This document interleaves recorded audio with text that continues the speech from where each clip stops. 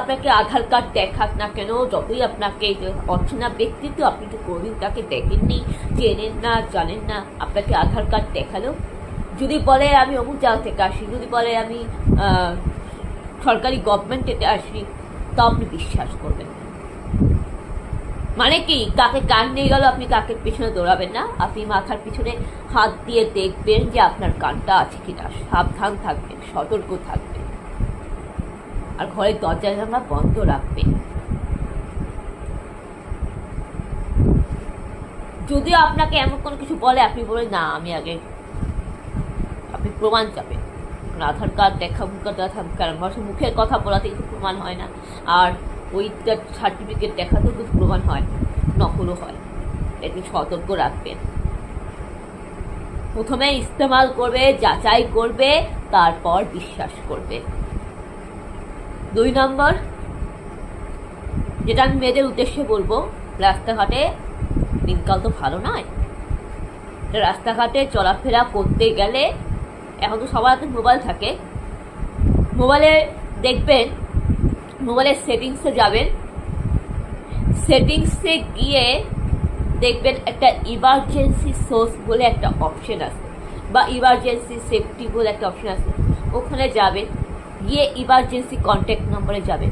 ওখানে আপনার পরিচিত, আপনার ফ্যামিলি, অর্থাৎ আপনার বাবা, আপনার মা, আপনার দাদা, আপনার শিক্ষাগুরু, আপনার বন্ধু, যে বন্ধু আপনার পাশে থাকবে, আপনার ফ্রেন্ডস, এরকমের নম্বরটা, মোট 5 জনের নম্বরটা আপনি ইমার্জেন্সি কন্ট্যাক্টকে নম্বরটা দিয়ে সার্চ করে লিখে সেভ করে রাখলেন। ইমার্জেন্সি সোর্স সার্চ করে রাখলেন। এবার ইমার্জেন্সি হেল্প, মানে আপনি বর্তমানে আপনার কি কি রোগ আছে, সমস্যা আছে, আপনি ওটা লিখলেন, আপনার নাম, আপনার ডেট অফ বার্থ, আপনার ব্লাড গ্রুপ, তারপরে আপনি বর্তমানে আপনি কোন কোন টেস্ট করাচ্ছেন, ব্লাড টেস্ট না আল্ট্রাসোনোগ্রাফি, দিয়ে আপনার অ্যাম্বুলেন্স, আপনার যদি অ্যাম্বুলেন্স এমার্জেন্সিতে, আপনি ওটা আপনার নামটা আপনি করে রাখবেন। এটা আপনার হেলথ কেয়ারের জন্য, আপনার অ্যাম্বুলেন্স পরিষেবার জন্য এটা আপনি লিখবেন, আপনার নিজের নাম দিয়ে, আপনার নিজের সমস্যা রোগ দিয়ে রাখলেন।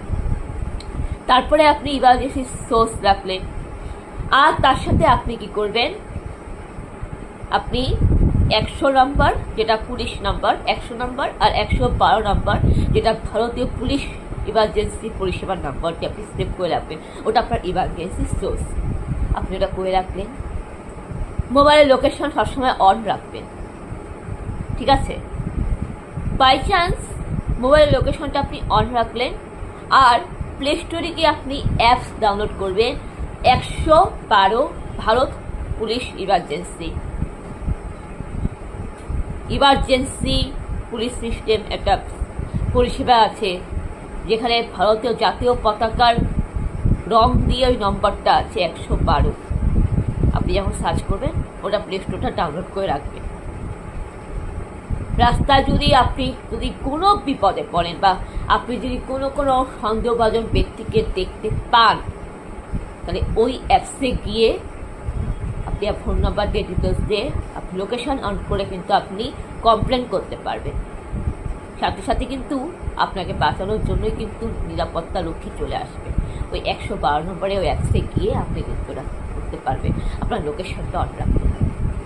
এবারে পরিবারে যদি কারোর কোনো অ্যাক্সিডেন্ট হলো, বা আপনার কোনো কিছু বিপদে পড়লেন, বা পরিবারের কারোর অ্যাক্সিডেন্ট হলো, বা কোনো কিছু ব্যক্তি রাস্তায় পড়ে আছে, তখন যে ব্যক্তি রাস্তায় পড়ে আছে বা যার অ্যাক্সিডেন্ট হয়েছে, তার মোবাইল নাম্বার তো পাসওয়ার্ড লক করা থাকে, যেটা যে ব্যক্তি পড়ে আছে অ্যাক্সিডেন্টে, অজ্ঞান হয়ে আছে, সে ছাড়া তো তারই ফোন, সে ছাড়া তো অন্য কেউ খুলতে পারবে না। কিন্তু এক্ষেত্রে যারা অচেনা ব্যক্তি বা কোনো মানুষ যদি তাকে সাহায্যের জন্য এগিয়ে আসে, তার বাড়ির লোককে ফোন করবে, কিন্তু কী করে ফোন করবে? ওই যে বললাম ইমার্জেন্সি সোর্স, ওখানে আপনি ইমার্জেন্সি আপনার পরিবারের কন্ট্যাক্ট নাম্বার, আপনার মা বোনের কন্ট্যাক্ট নাম্বার, আপনার ভাই বোনের কন্ট্যাক্ট নাম্বার দিয়ে আপনি সেভ করে রাখবেন।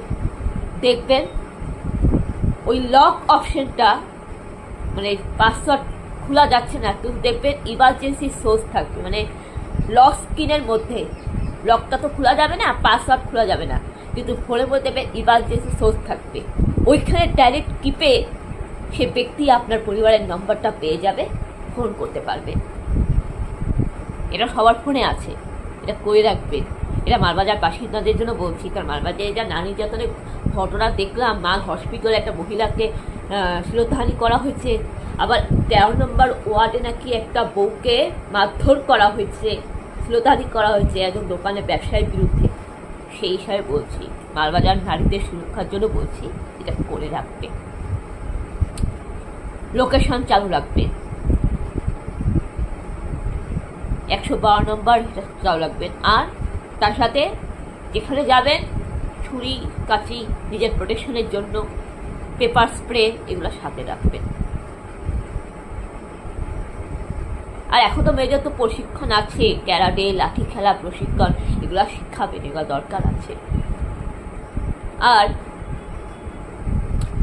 তার সাথেও বলবো মালবাজারের উন্নয়নটা বেশি করে দরকার আছে, কারণ মাল হসপিটালের পিছন দিকে রাস্তাটা এত খারাপ, যে কোনো সময় অ্যাক্সিডেন্ট হতে পারে। তারপর ইমার্জেন্সি রাস্তা, যেখান থেকে পেশেন্ট যাবে, রোগী যাবে, যেখান থেকে রোগী যাবে, পেশেন্ট যাবে, সেই রাস্তাটা খারাপ, সব থেকে খারাপ।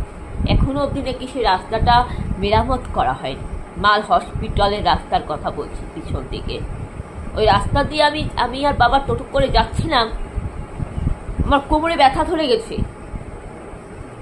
মানে মনে হচ্ছে এতগুলো বাম্পে গাড়িতে বসলে মানে কোথাও গেলে এতটা ঝাঁকি লাগে না, আমার টোটোতে বসে ওই রাস্তা দিয়ে হসপিটালে যাইতে আবার ঝাঁকি লাগছে। হসপিটালে গিয়েছিলাম, ডাক্তার দেখাতে যাচ্ছিলাম, টেস্ট করাতে, রিপোর্ট দেখাতে, আল্ট্রাসাউন্ড করাতে, ব্লাড টেস্ট করাতে যাচ্ছিলাম।